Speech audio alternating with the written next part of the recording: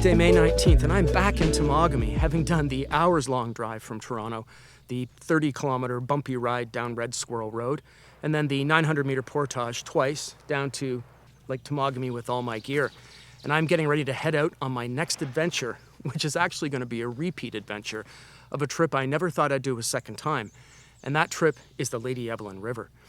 And the first time I did it was about 4 years ago with Mason, and we did it in very challenging conditions with heat waves and thunderstorms. And there were a lot of perilous moments, life-threatening moments almost, on that trip, and I was very grateful to escape unscathed along with my dog. But those portages when wet are no joke, and fortunately or unfortunately, the price of admission to see this incredible chain of waterfalls down the Lady Evelyn River is to clamber up, over, and down those portages. So today I've come back solo without Mason to do it, but I'm not alone. I'm meeting Curtis, the not-so-epic adventurer, and Dustin from 4U Outdoors. And I'll be joining up with them to do this trip down the Lady. Now, they're already camped over on Diamond Lake, and so I'll be heading over there now to meet up with them, and then first thing tomorrow, we'll be getting up, heading out in earnest to do our triple solo up Diamond, up Willow, and on to the mouth of the Lady Evelyn River. I've launched from the beach at Sandy Inlet into pea soup. It is so foggy, I cannot see shoreline anywhere, the hint of it off to the right. And thankfully I've got my GPS, which I wasn't even going to bring on this trip because you can pretty much paddle it by sight unless you can't see. So good thing I brought it, and I'm still on track to reach the Napoleon Portage, but I can't see a thing ahead of me. It's just pure soup. I've managed to navigate my way across this bay, and I believe the portage is ahead. I'm maybe 50 meters from shore, and I can still barely see it. This fog is thick as can be. But I'm confident it's ahead. I can see the outline of one landmark that I'm familiar with. Finally out of the fog, and I can see the portage ahead.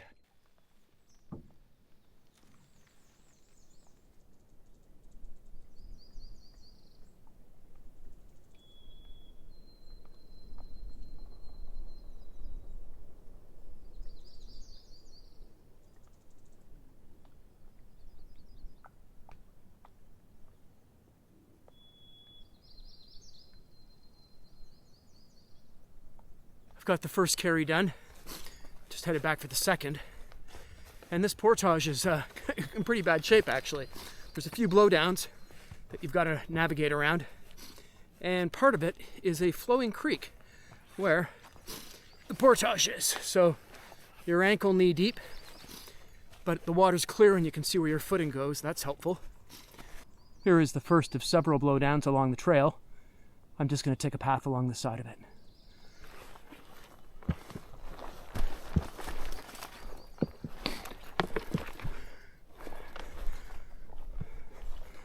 Oh, there's where she went down.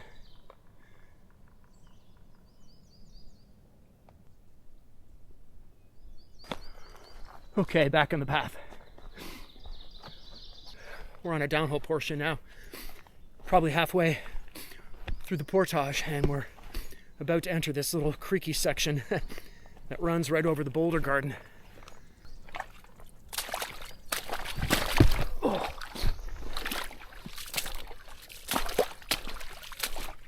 I've completed both carries on the Napoleon Portage, and I've portaged from Lake Temagami into Lake Temagami.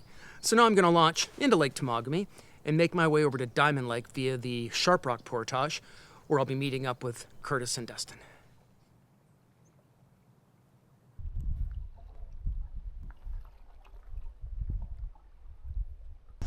I've just launched onto Temagami on the west side of the Napoleon Portage. And the weather over here is much nicer than the weather on the other side of the portage, where it was so foggy I could barely see the bow of my canoe. But on this side it's windy and looking a little stormy with some light rain. But I don't have too far to go, maybe, 5 or 6 kilometers. So I'm going to continue to make my way west and head over to the Sharp Rock Portage, which will take me into Diamond. Got kind of a broadside wind right now, which I'm not in love with, but it's not terrible.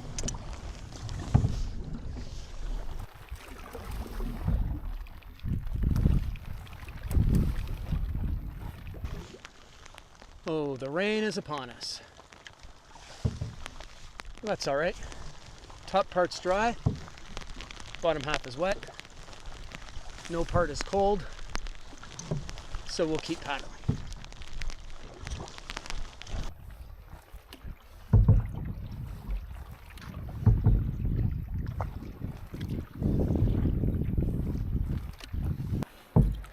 I just had to pull over in the lee of this island because those waves were white capping, and I thought I could handle it, but the further out I got, the deeper the troughs became. And even though I was paddling head on into them and felt confident, you know, if I get blown offline, it's a bad situation. So I think I'm going to have to hang out at this island for a little bit. I just don't know if there's another way to get across this open space. I don't think there is. So yeah, we'll see. I'm going to try to island hop. There's an island across the way. And this may not be smart because the waves are coming broadside, but I'm going to try it anyhow and turn around if I must.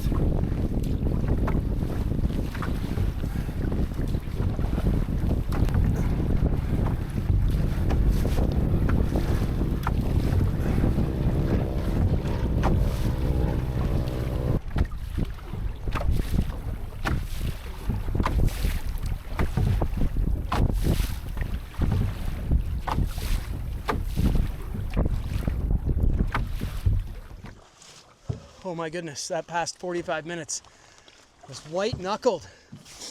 There was a very strong south wind coming, and all I wanted to do was to go west. But I actually had to paddle south into the headwind with my bow right into the white caps, and then do a very precarious 45-degree on my knees crossing to get over to the far west side where I now am. And now I've tacked north and I've got the south wind behind me. And as I head into Sharp Rock Inlet, I'm gonna have a beautiful tailwind, which I really welcome because I'm out of gas today. This is day one, it's been a long day. We haven't gone that far, but with the drive and everything else, I'm ready to be at camp. I'm hungry, thirsty.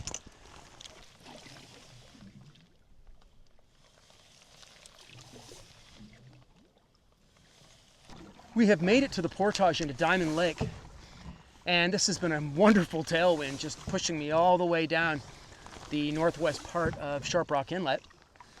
And just ahead, we're going to disembark and do the short portage into the next lake.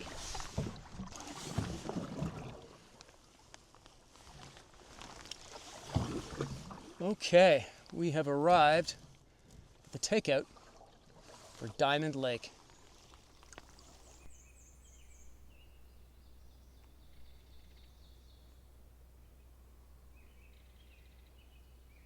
Canoe's across, and now I'm just on my second carry with the pelican case and the yellow bag.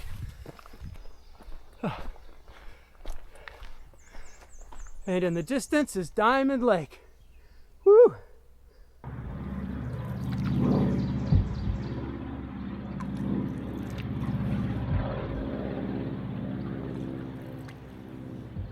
I am on Diamond now, and next step is to find these guys.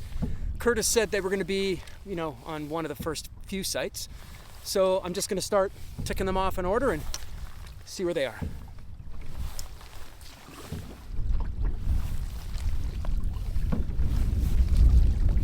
Gusty.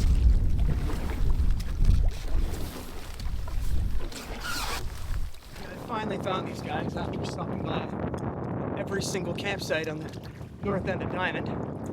They chose the very last one. Great sight though. I'm quite relieved to be here because the wind has been very gusty. Whew, but there they are. Hello, boys.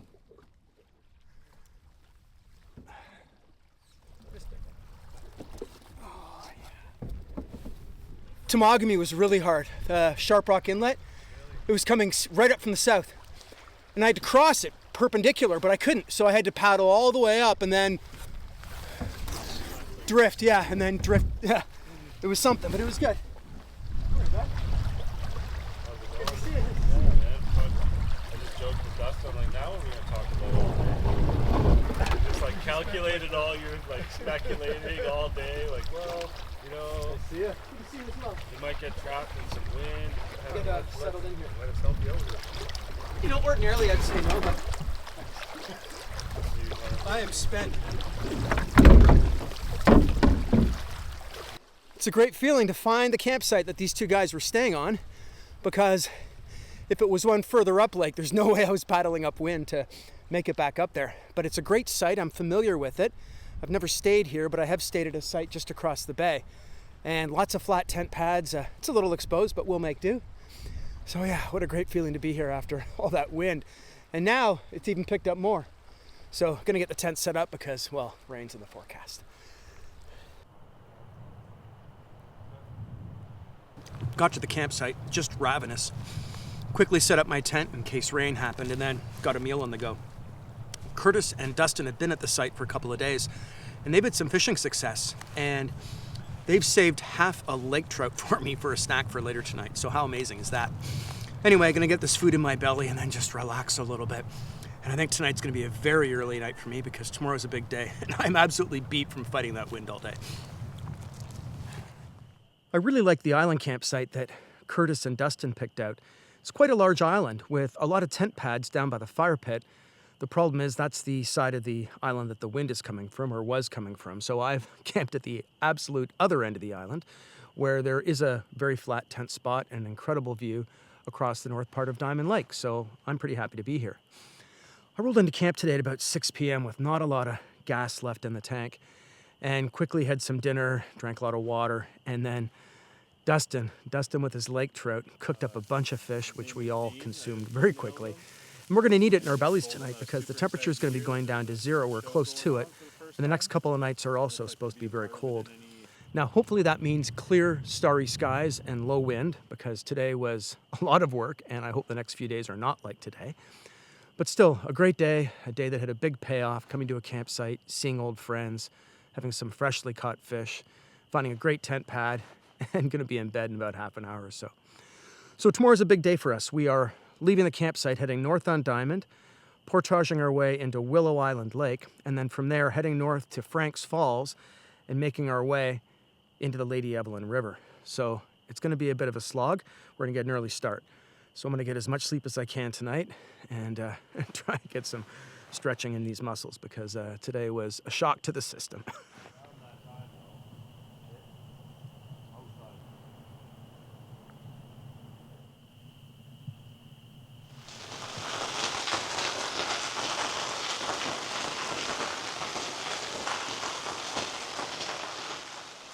Just around 7:30 now, and we've been up for, I don't know, half an hour or so. We've got some coffees going.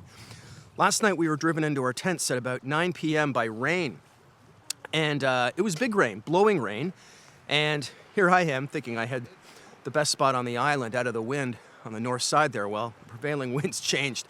Came right at my tent last night, and my vestibules were just staked out with a couple of pegs held down by a few pebbles, and, well, they did not hold. But I stayed dry for the most part. Bit of water got in. Bottom end of my bag's a bit damp, but it's drying on a clothesline. So the plan today is to finish our coffees, get a bit of food in our belly, and then start heading our way north on Diamond and making our way up into Willow. The winds are blowing, but I think it's manageable, and well, we'll just play it by ear. Head out when we find a lull.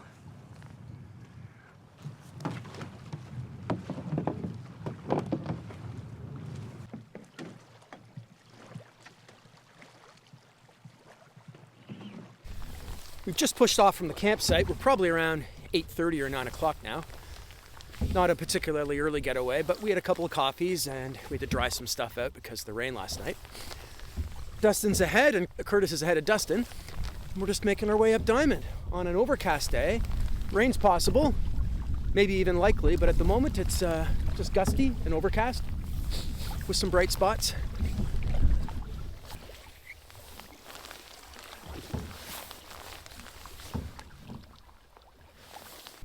We're just taking a little pit stop at the petroglyph rock here on Diamond Lake, and they're there. They're a little faded, but they're there.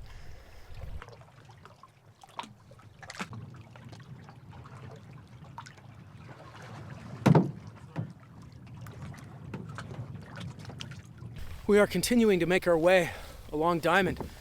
And my goodness, it's headwind straight on, and it's been a challenge. A couple times I've had to swing the paddle over to the other side just to keep tracking straight because there's winds and crosswinds. But we're all making headway. Curtis is ahead with his double blade, and Dustin's right beside me.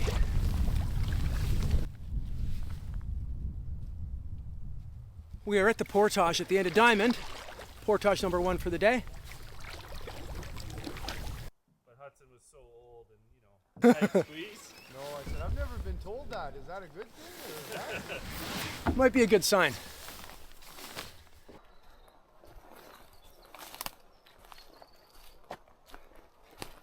Nice portage to start the day. Indeed. First carry done. Heading back to get the canoe in the blue barrel. I think Curtis has finished his first and Dustin's on the approach. Yes, sir.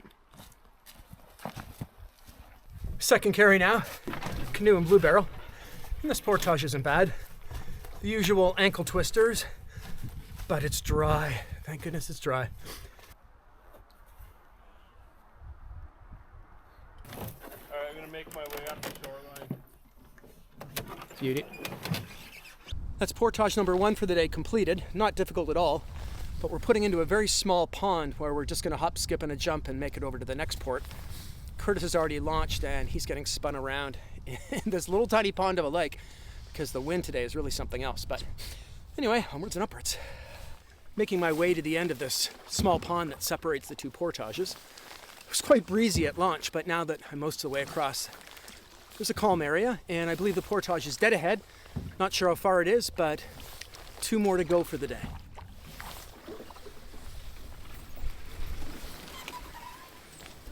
This portage is split into 2.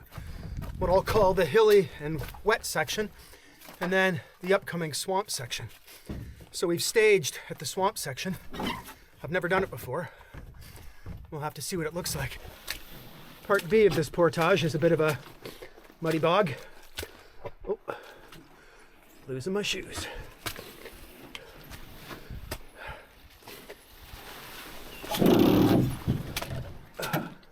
Oh, losing my shoes. Falling over. Oh, shit. Come on. Let's go shoe. Okay. Let's go other shoe.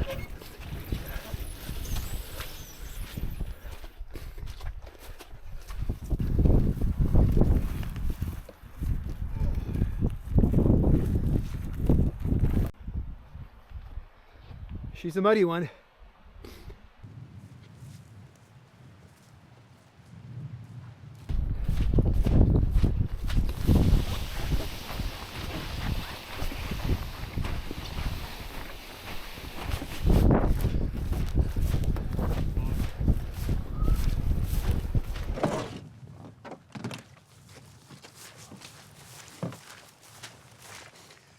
We have finished the second portage of the day, which was hilly uphill with some muddy and swampy parts along the way, and then the second part of it, which was basically floating bog.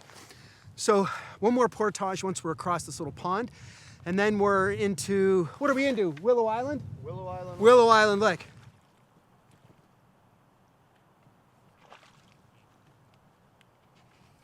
Now at the end of the lake, or the pond, from the boggy portage, and I can see the outtake ahead for the next one. This is the final 500, I think, for the day.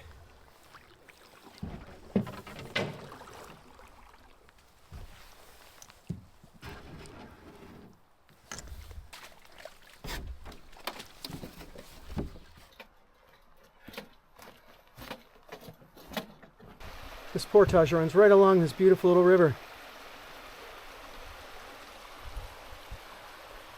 400 meters more to go. How is it beyond here? Beyond? Yeah. Let's see. Oh.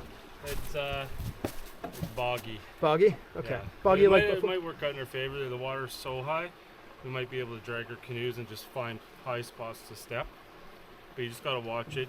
There's black holes. Oh, lovely. So if you feel one coming, just let Yeah. yourself fall. Okay. Other than that, it'll be doable. Did you make it all the way to Willow Island? No. I guess this is the start of what Curtis is talking about. Here we go. portage has turned into this. Curtis's canoe is already partway down there. But we're really staged where I'm standing right now. And then I think we're going to load the canoes and try dragging through. We're going in past our knees? Possibly. Yeah, okay, so I'll just go geared up with the Yeah, Astrals then. You can get really lucky and step in all the right spots. If you don't, you can go up to your knees for sure. Yeah. Yeah. Okay, that's fine. Just watch for this deep hole where there's a little creek running through, and then just stay on this side. All right.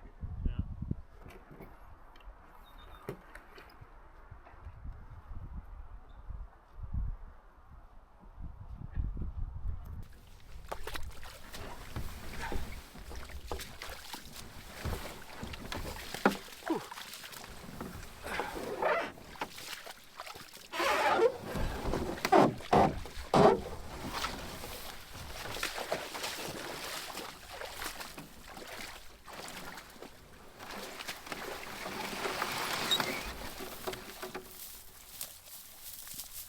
Hello? Yeah, we're right here. Just really paddle past it. We've just finished the last portage of the day, and my goodness, it ends in a mucky bog. And the only way to really get through is to drag your canoe, unless you want to make a couple trips with all your stuff. So that's what I did. And dragging the canoe was a challenge. Your feet get stuck in the muck. You pull the canoe 3 feet, then you get your feet unstuck, then you pull again. But right behind me is Willow Island Lake, and that's our destination for today. The wind is up, so we're not sure how that's going to treat us when we hit the lake. But there is a campsite just around the corner that we're going to stop at to have some food, because all three of us are guilty of pressing on all day without eating anything and then suffering later. So we're going to stop for a bite to eat, maybe a boil up, and then think about heading on or hunkering down in all this wind. And that is the direction I have just come from.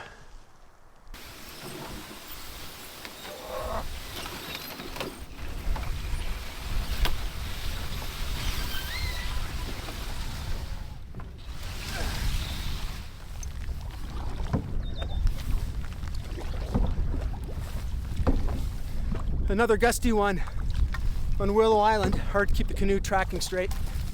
Paddling through a bulrush forest right now. Beautiful. Guys are ahead and they're heading for the campsite up and around the corner. It is just lovely through here. I wish I could bring out the big camera more, but I'm just getting blown in all directions the moment I try to pick it up. Very frustrating.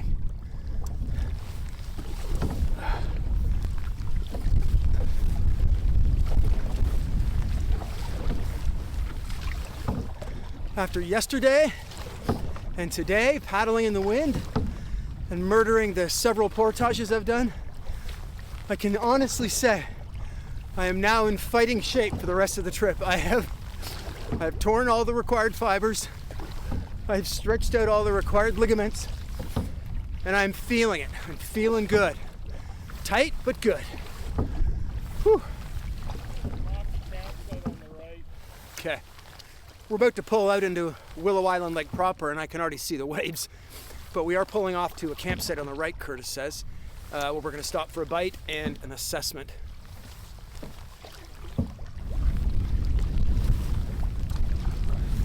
Is it the far point? Yeah. Okay. That was a grind. Getting across the bottom end of Willow Island. Wind in all directions. Gusty wind. At least you can see it coming across the water so you can reposition. But it was work. And now this campsite's about 200 meters away. And I can't wait because I'm starving and I'm thirsty. I want to take a break. What are you having for a snack?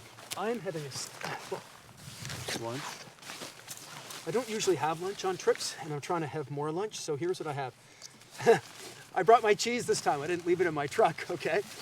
And I have some crackers, and I have a little packet of tuna. Nice. And I'm just gonna put the mayo on the tuna, mix it up with my spork, and then have some cheese and have some crackers. So that's what I'm gonna do here. I love tuna. Could eat it all day, but I bring it on trips and I never eat it.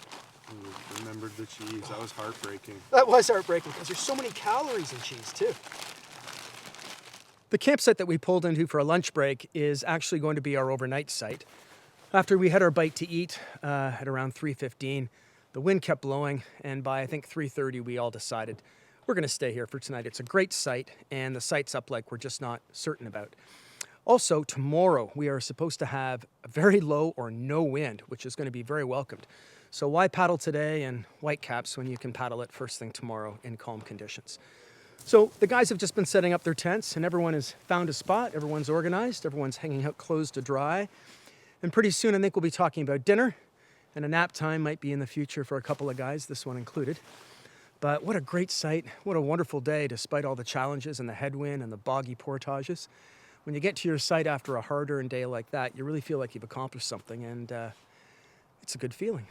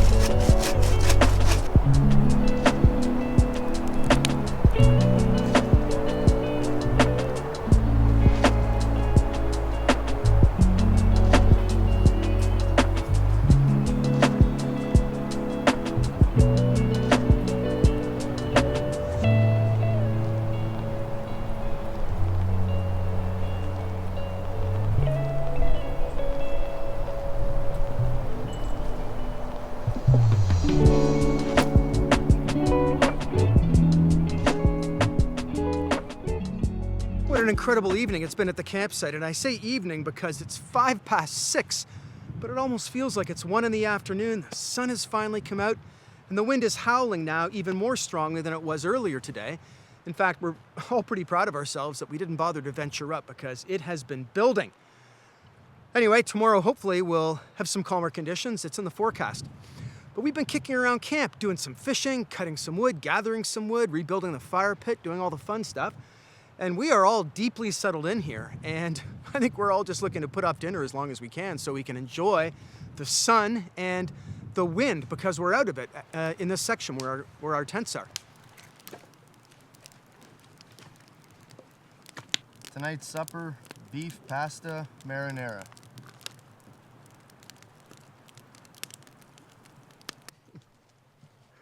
Okay. It's just about his style. He's very simple, so he just like builds like a frame. So like in this case, he'd probably be back there, so it gets the sun, the fire pit, the tents. It's a very late dinner at the campsite, almost 7:30 now. And the sun is still so high in the sky, probably another hour or so. And the day has really turned into a sun event after mixed weather this morning with that cloud cover.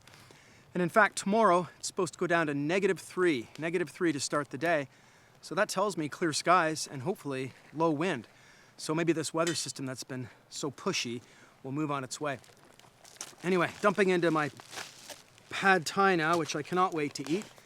And then we've got a good stock of firewood, so we'll have a fire and then in bed fairly early because tomorrow's gonna be another long day.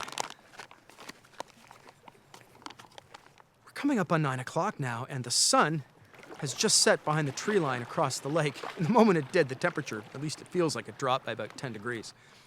So I think we're gonna let this fire burn out. Dustin's stashing the firewood, so if it does rain, we'll be okay for tomorrow morning. And sleep probably isn't far off for any of us because we're all pretty pooped from the day. We do want to get an early start tomorrow, although we are waking up to forecasted -3 temperatures, so we might wait for it to warm up a bit before we hop in the water. Anyway, that's gonna be it for us on day 2. We're gonna let this fire burn out and then hit the hay.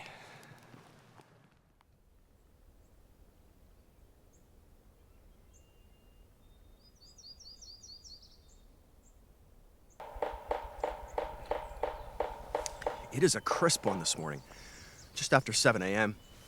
And Dustin was the first one up today, getting the fire going. In fact, it was the snap, crackle, pop that eventually lured me into bed. But I'd been up dozing since about 5:30. The bird sounds from the forest this morning, starting about 5 a.m. were something else. There was a machine gun of a woodpecker just above my tent, which was amazing. And then black-capped chickadees just sounding off left, right, and center. Just an amazing, amazing sound.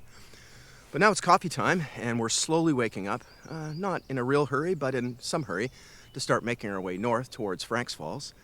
And it looks like the weather forecast might actually pan out today. We've got a mostly clear sky with just a few clouds, not a lot of wind, and a bright sun burning down. So hopefully we can shed these multiple layers and start making our way north in some comfort.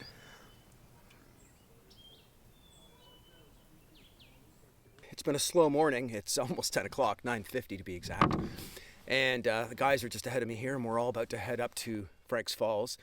There's some ripples on the water, but it doesn't look like much wind at all, so hopefully we'll have a lovely paddle and a break from the wind we've been battling for the past couple days.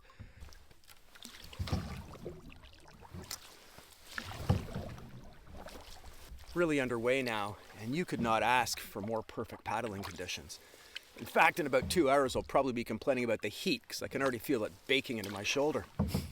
But we have wind, but it's a tailwind, and it's barely a ripple on the water. And I love this type of paddling. I love it.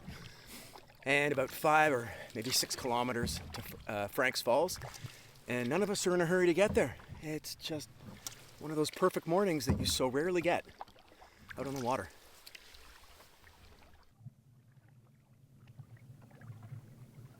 That's a beautiful point.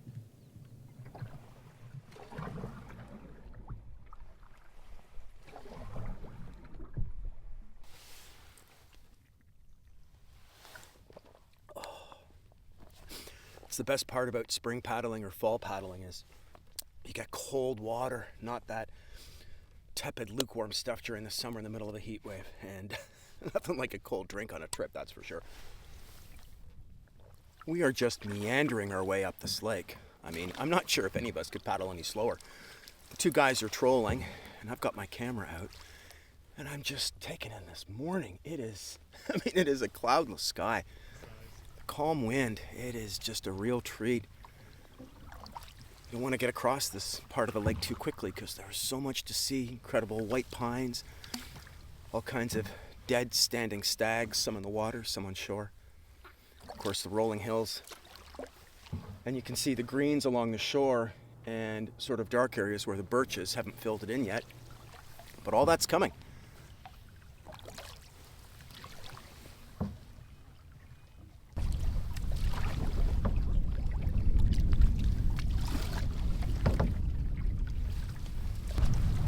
Been a bit of a fight rounding the hairpin to get around to Franks Falls. The wind's definitely up. We're fairly exposed where we are right now, but we'll be around the corner soon and we'll have a tailwind, or at least we'll be into calmer conditions. Made it through that breezy narrows, and now I'm tucked in a little windless spot just beside the point I have to round in order to start making our way south towards Franks Falls.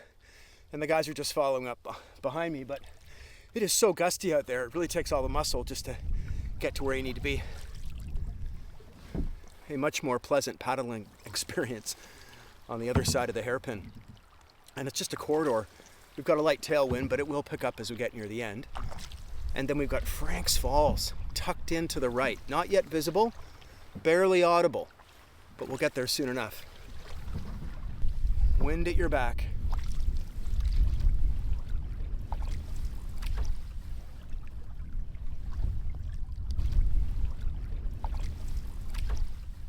I can see the outflow from Franks Falls dead ahead.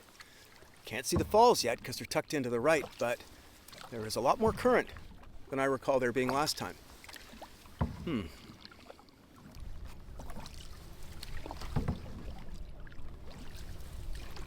And we have Franks Falls dead ahead. And he is flowing. There is some good flow coming out of Franks Falls.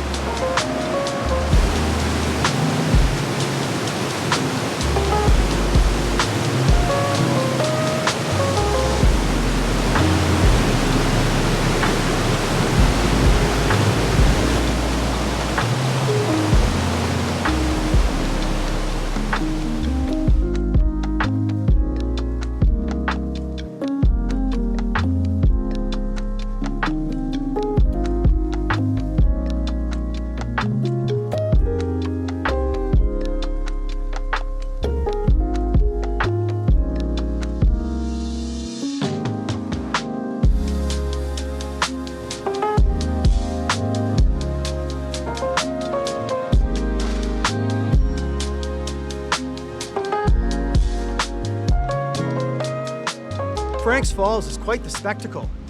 I do not recall the flow being anywhere near what it is now when I last visited here. In fact, today it took some elbow grease to actually get up to the takeout, and on my recollection, I just paddled it up last time. So, yep, definitely dealing with some high water. But upon arriving here, the guys started fishing right away. I started, taking pictures and video right away. And then we all had a walk to the end of the portage and assess the put-in, and the water is flowing too quickly for us to safely put in. So we tried to find an alternate route up and over the hill and down the other side, but also wondered what the next set of challenges were going to be after this one in terms of high water. So we are not going to proceed beyond Frank's Falls. We will return, and we will do it in lower water, and maybe this plan was a little bit ambitious given the snowpack we had this year and the high water levels, but you got to try. You never know, and that's the thing about being out here. Sometimes it happens, sometimes it doesn't happen, but you have a whole lot of fun trying. So we're going to grab a bite to eat now. We're going to chill out for a bit and then discuss what the return loop is going to look like, because it will be different than the route that we took to get here.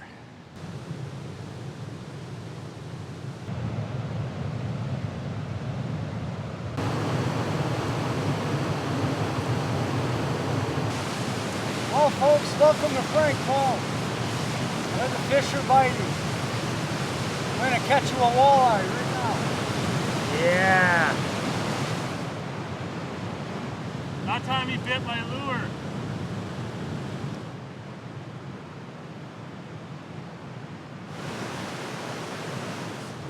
Uh, 18, 19 incher and a 22, Oh, 21, 22. Gorgeous. Beautiful walleye. Dinner time. Yeah, we'll call them Frank and Francine. I love it. Perfect.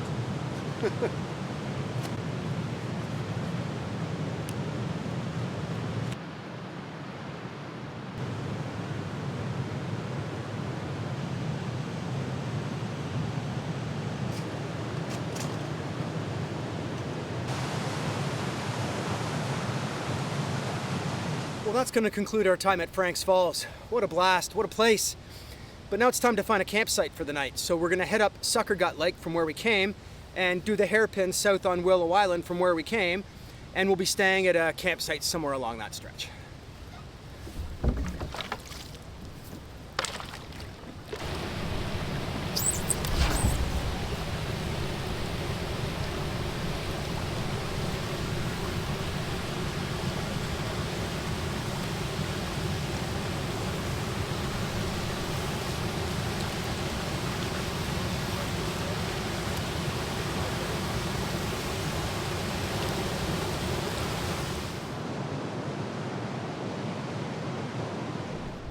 Just riding the remainder of that current out towards Sucker Gut.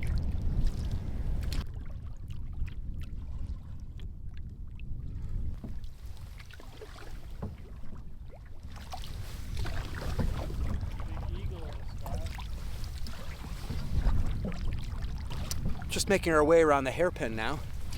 And pretty soon we'll be onto Willow Island and heading south back from whence we came. And the wind's from the northwest, and it's no bother at all. And in fact, tomorrow, if it stays in this direction, it will be an assist as we make our way back south over a couple portages back into Diamond.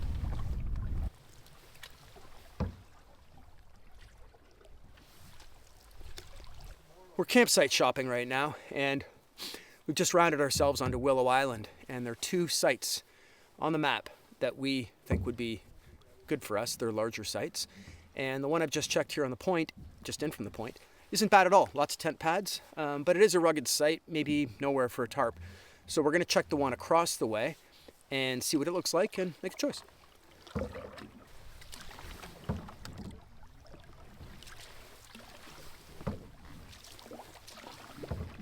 Pulling up on our second campsite option. Looks pretty good from the water. We are looking for something with better water access than the one we just came from. Just a big hill to hike up. We got to make sure there's enough tent pads though, so I think Curtis is going to go out and give it a check. Check her out.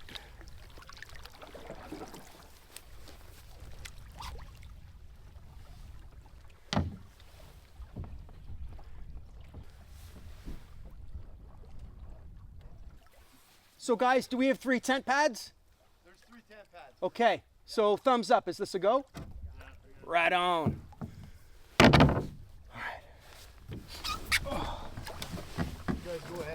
spots. I'll take whatever's left.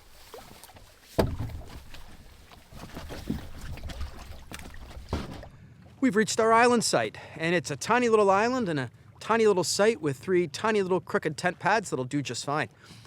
So next steps for us is unloading the canoes, and for me, dehydrating some water, filtering some water, because I am dehydrated. My God, my lips, they're so chapped despite sunscreen and chapstick all day.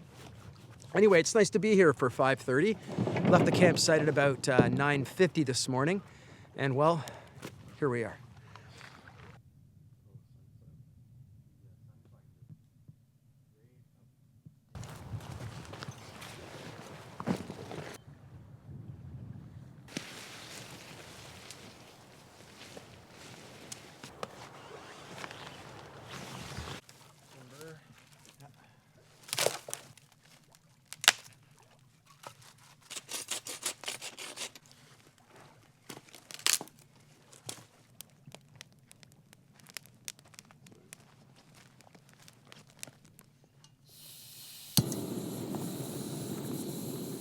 Thanks for doing that, guys. Oh yeah. Thank you.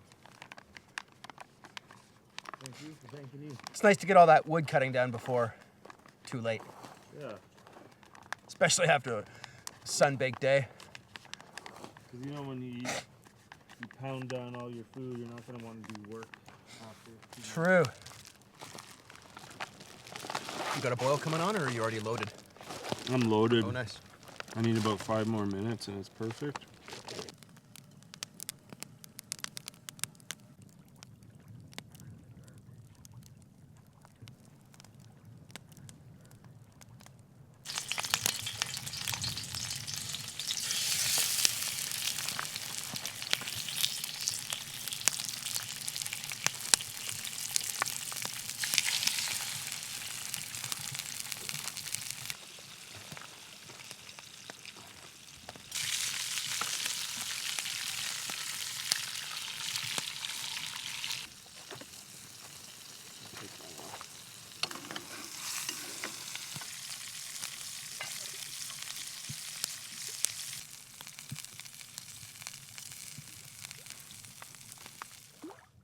It's hard to believe it's 7:30 and the sun is still so high in the sky and so hot. We're lucky at our campsite that all of the tent pads we've chosen are now in shade, but up by the fire pit it is scorching hot, and not just from the fire. Thankfully, we've done all of our cooking. I've had my meal in a bag, and so has Curtis. Dustin's been feasting on his fish, and he's cooking up some rice a little bit later. We all had a piece of fish. I had a big piece, and it was just delightful, Old Bay and everything. So thanks, Dustin. Appreciate that. Anyway, for the rest of the night, we're just going to chill it around the fire. We got a good supply of wood, and it is going to be cold tonight. Hopefully that means clear skies and low wind day for tomorrow, because we've got some kilometers to make, a couple portages as we work our way back onto Diamond.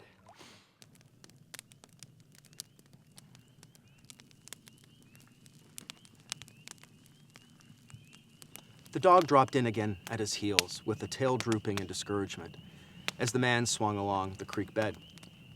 The furrow of the old sled trail was plainly visible, but a dozen inches of snow covered the marks of the last runners. In a month, no man had come up or down this silent creek. The man held steadily on.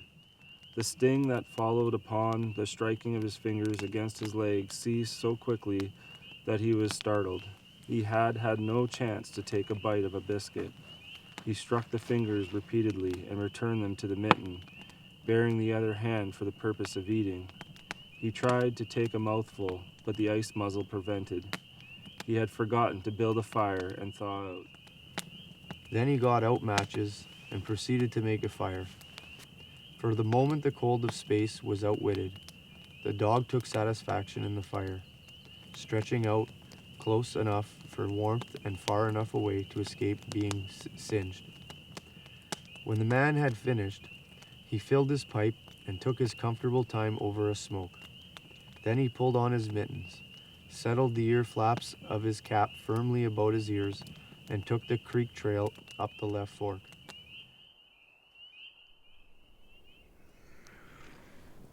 It was very cold last night. Maybe not the coldest night technically, but for me, it was certainly the coldest night. Just couldn't get warm. Part of it had to do with me not putting my base layer on again, but once I got that on, I was better.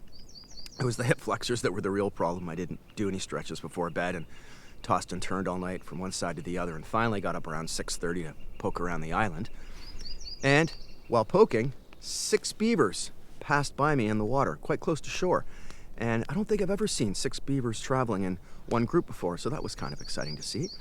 And then earlier this morning, the sandhill cranes up the lake were making all kinds of noise.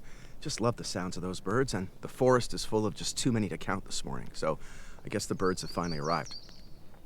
The plan today is to push off when we're ready, make our way into Diamond Lake, doing some fishing along the way.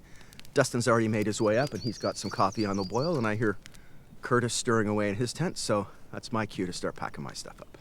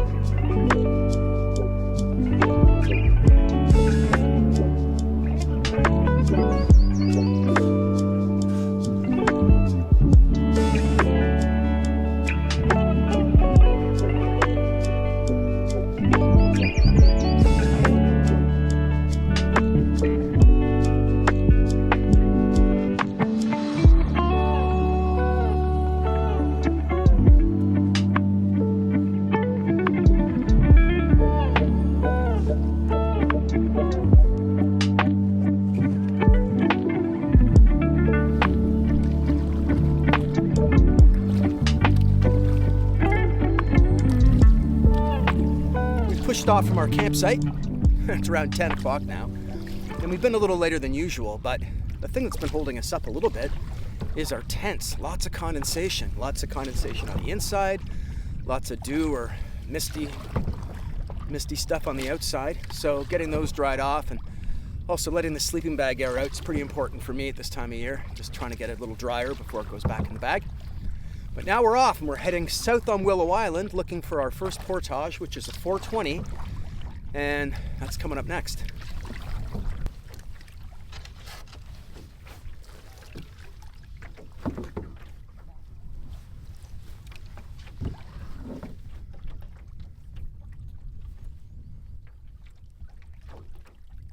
Where'd you lose the rod? Pulled right out. I got snagged and it pulled it right out. Oh man. Dustin got a snag, and before he could turn around, the snag pulled his rod right out of the canoe. And it's somewhere on the bottom. Now, we found the hook. We found where the hook is snagged, and Curtis is going to attempt to use his rod to pull the hook up from the snag and then use that to follow the line back up to the rod. So that's the operation that's going on right now, and hopefully we get the rod back. It's no fun losing gear. Rod and minnow.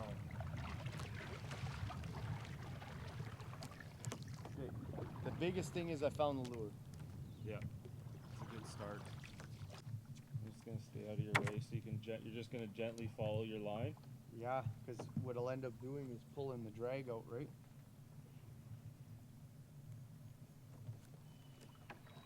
Nope. I have a plan. Hey, I see it. Yeah! Oh, amazing. Amazing. Okay, now the fun part. But he found the hook, worked from the hook up the line, and managed to pull his rod out of the drink. So we're whole again, and we're continuing on our way.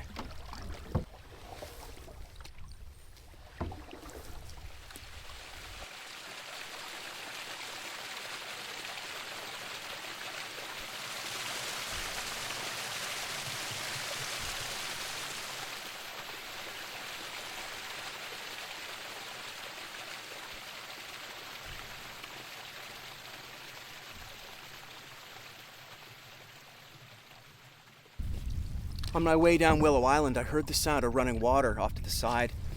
Paddled into this quiet little bay to investigate, and hidden behind some brushes that had grown in front of it, there's a little tiny stream. You can see it just trickling down off the rocks and forming its little bubbly pool at the bottom. I just love coming across those little bits of moving water just out of nowhere, just falling off an elevation into a pool below and then draining into the bigger lake.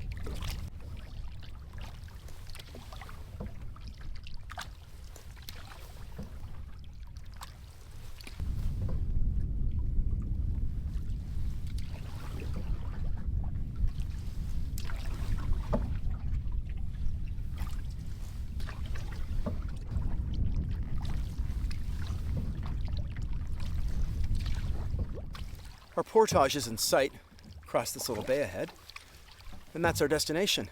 It's a 420. We're not sure what to expect, but I think we're going to find out soon enough.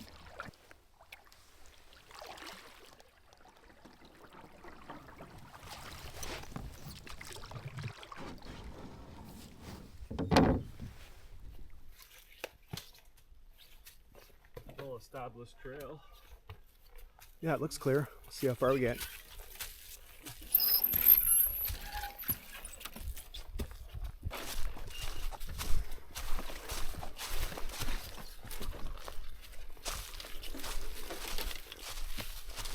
Well, this turned into a wet one, as they sometimes do.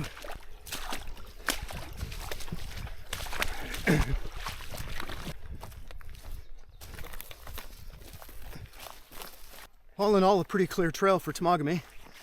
A couple of blowdowns, but otherwise, just the usual tricks and traps.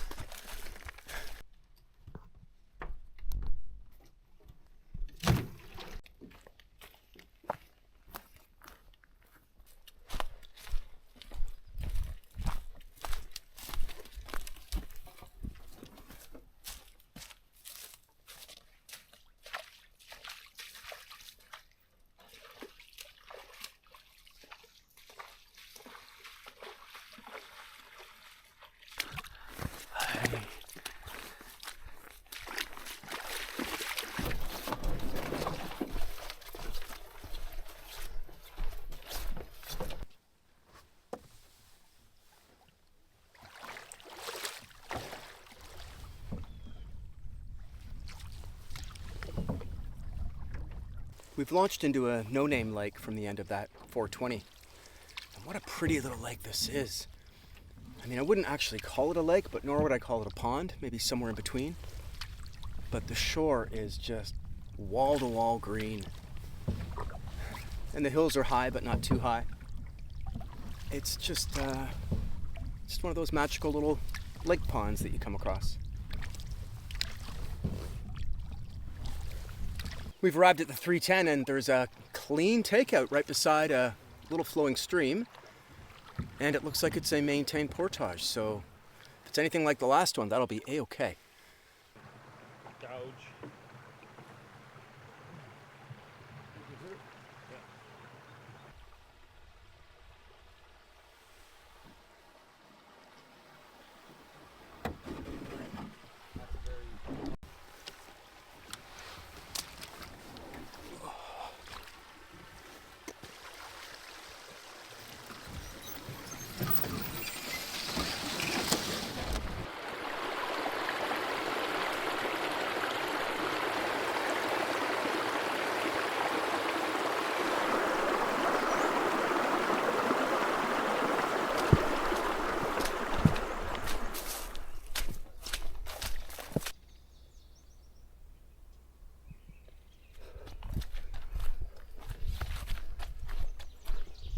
I'm nearing the end of this portage trail, and right out of the woods is another beautiful little creek just tumbling down.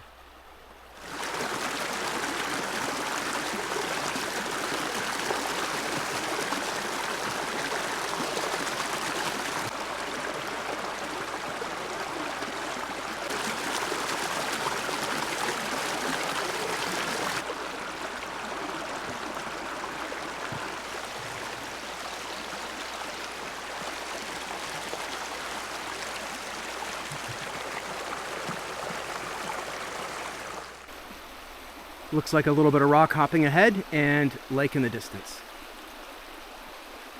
Did you guys already eat your snacks? Yeah.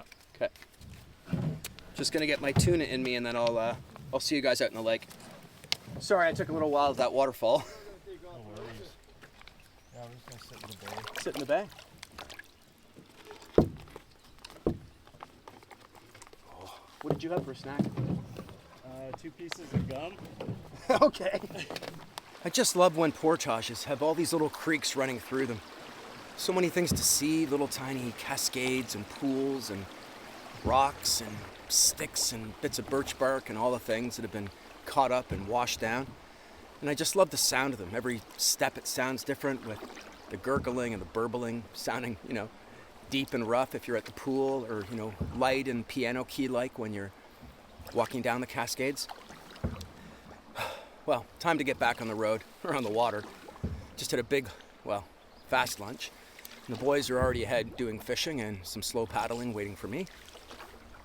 And now we just have 12 kilometers or so of open water paddling along Lady Evelyn, with I think a 30-meter portage somewhere along the way to get us into Diamond. And the day remains perfect. Just perfect.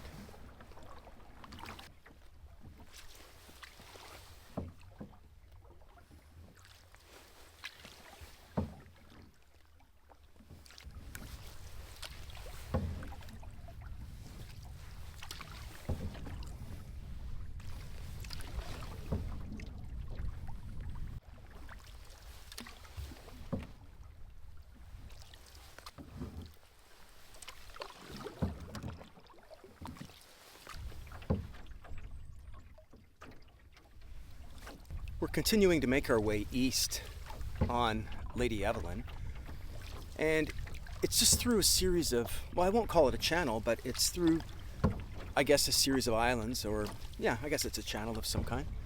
But every now and then you get a view up lake between the islands that would otherwise protect you from the wind.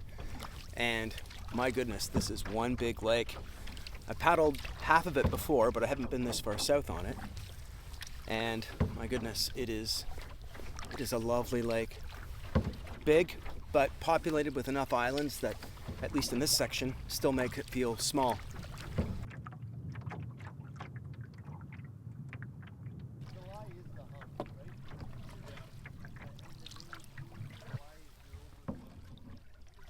This paddle through Lady Evelyn continues to amaze.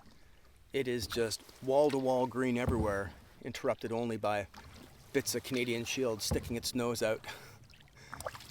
And our eastward journey across Lady Evelyn is about to come to an end as we hairpin to the right and head south towards a 30-meter portage at a set of falls separating the Lady from Diamond.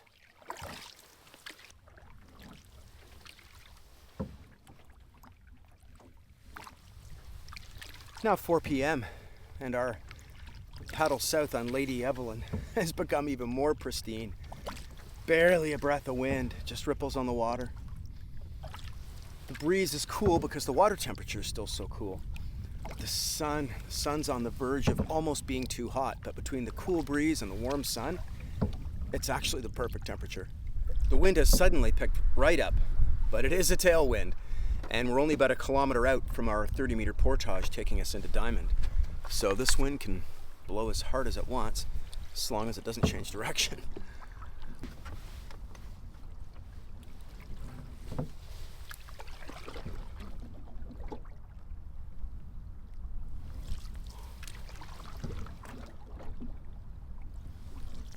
What the hell? What happened?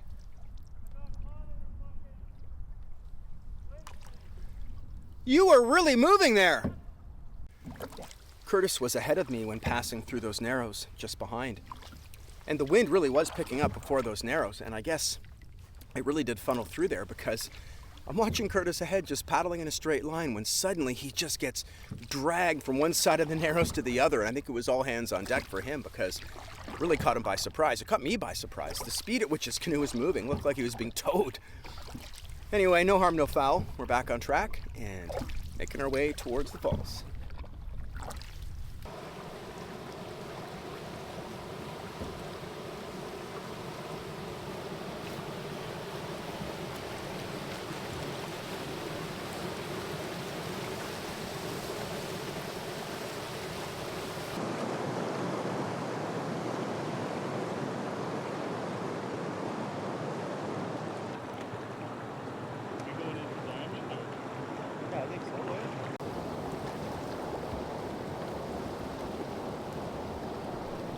And this is going to be the takeout for Lady Evelyn Falls.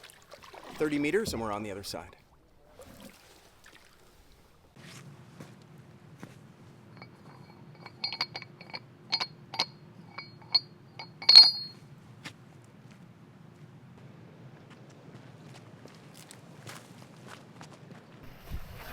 This looks like just a small up and over portage. Easy peasy, 30 meter. And here's the put in ahead. It's a nice feeling to have all the portaging done for the day. And in fact, we've been loitering at Lady Evelyn Falls, which is really nothing more than a rapid with a little bit of a drop. Curtis put a line in the water and pulled out one of the biggest smallies I've seen in a long time. No!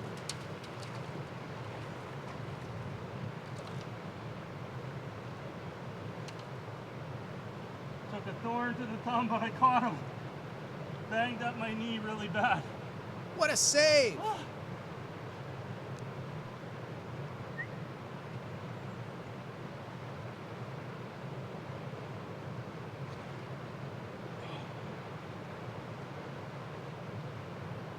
a woolly bugger.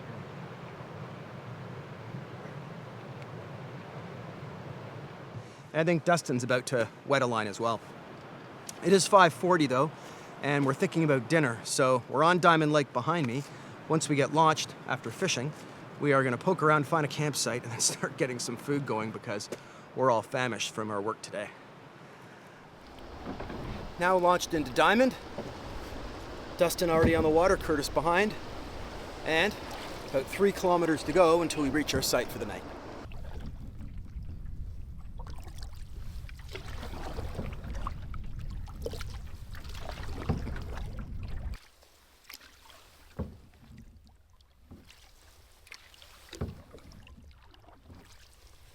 Our chosen campsite's just dead ahead, and from the looks of things, it is unoccupied, which is terrific.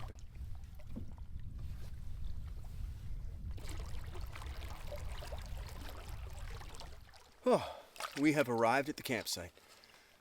Oh.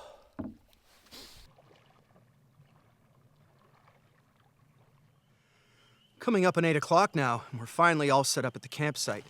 Tents are done. Curtis has his stick stove going for dinner. I lit up my stove and got a cup of soup on the go, and we're all just sort of coming down from the day. It was a long one, amazing one, but a long one. Put in at about 9:45 and, well, got at the campsite shortly after 7. And what a day it was, just perfect paddling conditions. Cool breeze off the water, and then the scorching sun kind of keeping you warm from above. It was just the right mix of warmth and cold to get you through the day without sweating too much or shivering. But tonight's going to be an early night for us because, well, tomorrow the trip comes to a close. Tomorrow we head back to Sandy Inlet across the same path we took to come in here, across the Sharp Rock Portage back into Lake Temagami, and then over Napoleon Portage back into Temagami. So that happens first thing tomorrow, and for that reason, we're going to be going to bed early tonight, plus the fact we're all beat. So no fire tonight, and as soon as the sun goes down, we're going to crawl in our tents, set the alarms for early, get an early start, start making our way back. Fuccelli with chicken, bacon, mushroom, and broccoli. And Oh yeah. These chairs hit the spot after a day of paddling, eh? You wouldn't know, Dustin.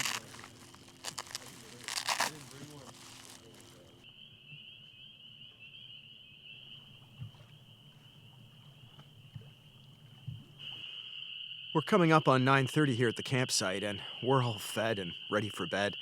We've got as much gear as possible packed for tomorrow because we're getting up at 5 a.m. for a quick getaway. Just coffee and pack up, and that's it.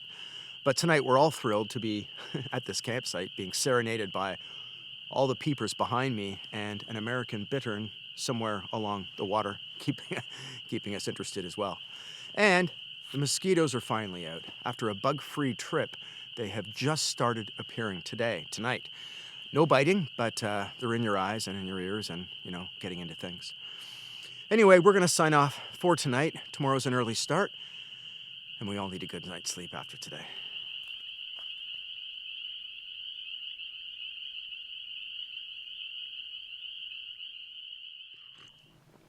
Wake up this morning was just around 5 a.m. and, well, we're about 5:30 right now.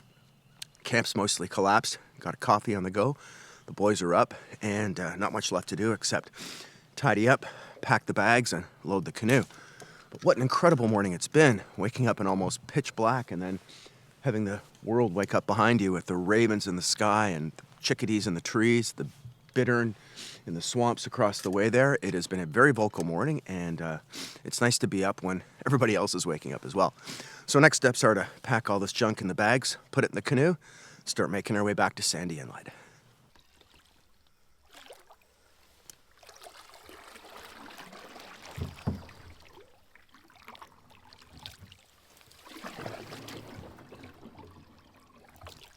Just past 6 a.m. and we've pushed off. And it is very misty, very sunny, and very calm at the moment. Hoping this continues.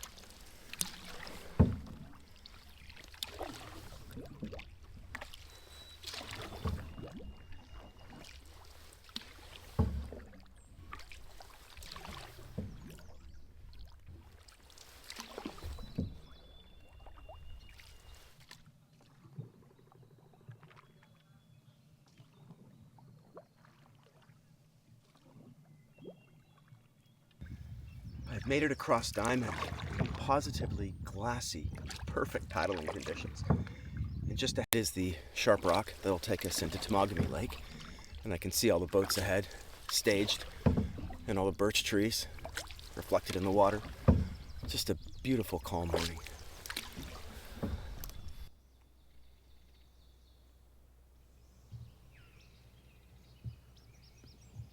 On Lake Temagami now, making our way east, and we're down a man.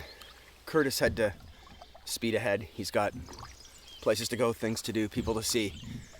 Dustin wanted to do some fishing, and I wanted to check out a waterfall, a potential waterfall on the return paddle. So we're just making our way back at our own pace.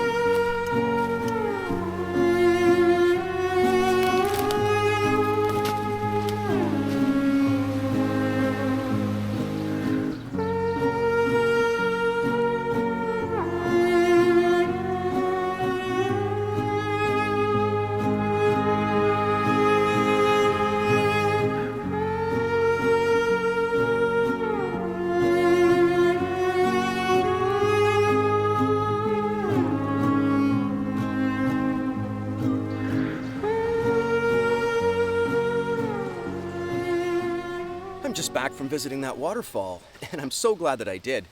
The outtake on the lake really wasn't that impressive, but then I heard how loud the waterfall was, and I thought, well, there must be some flow. And sure enough, there was. What a gorgeous two-step waterfall into a pool, and then I am still mystified by how the outtake is really a trickle, given what's coming over the falls. But still, so glad that I visited there, and I just love the sound of running water, and I've never met a waterfall I didn't like, so I always check them out when I get a chance.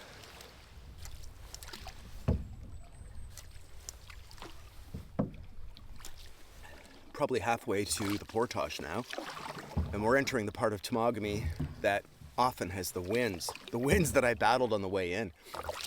And the reason for us getting up so early was particularly to avoid any trouble in the next kilometer or two, but it is just as calm and glassy mirror as the water that we've been paddling. So now I want to paddle at like 1/4 speed, because after the portage, you know, that's it.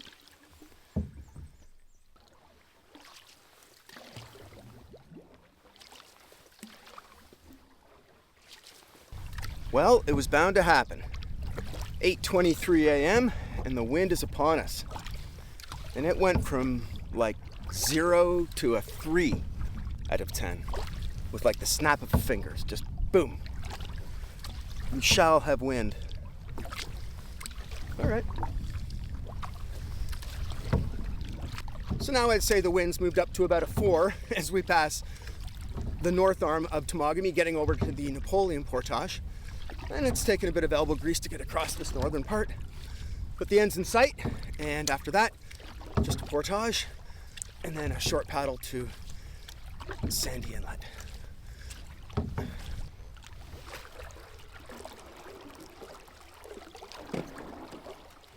We have made it to the Napoleon Portage through some gusty wind. Next stop, Sandy Inlet. We've made it to the other side of the Napoleon Portage, and we've been met with a very stiff easterly wind, 3-foot swells, gusts, I can't even guess, whitecaps everywhere. Yeah, we're windbound. So Dustin's headed back to pick up his canoe from the other side. I've got my canoe down here as a windbreak, and I'm gonna put on some coffee because we're not going anywhere until this wind changes or diminishes or something. Yeah, some very significant swells out there.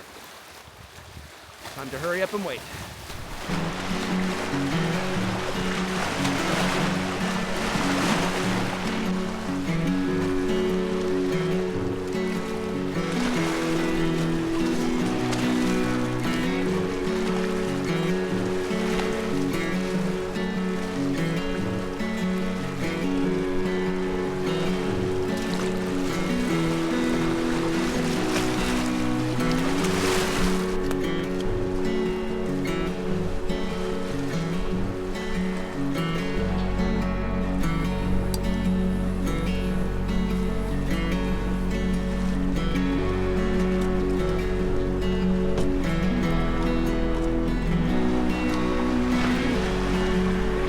Does that ever smell good? Coming up.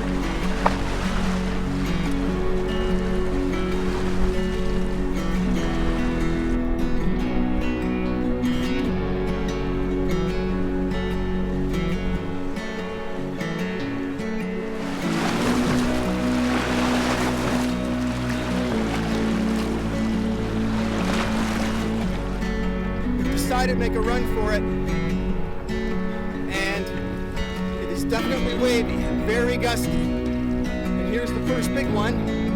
If we can keep the canoe straight through this, we can probably make it, but it is going to be some very slow progress.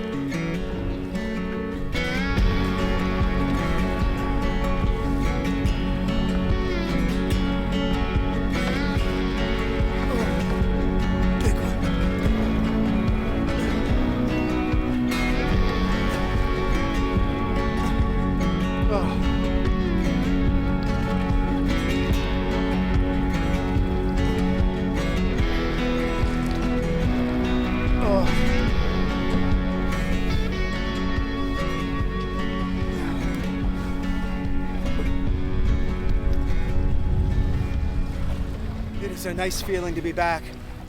That is 50 minutes of probably the most challenging paddling I've ever had.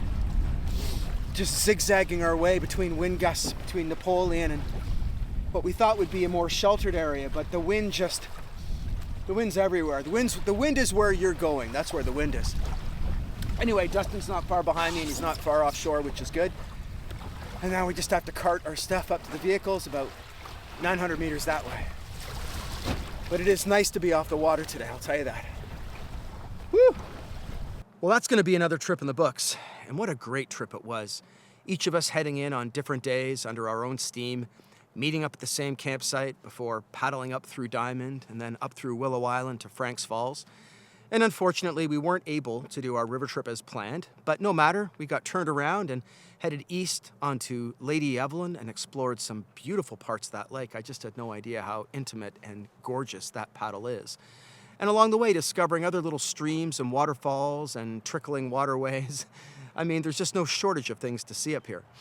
And then today, to get stuck with the end in sight on the Sandy Inlet side of the Napoleon Portage for 3 hours, well, waiting for the wind to die down and then eventually just going for it and making it, with maximum power and nothing left in the tank once you got here. But it's done, and it was a wonderful trip. And guys, thanks so much. You're great company, and the trip was a lot of fun for me. But now it's time to get in the car and drive for 6 hours. So that's what's happening now. as well as swatting some of these black flies that have just made an appearance as of today. So a bug-free trip. To all of you watching, thank you so much for coming along. We hope to see you on the next one.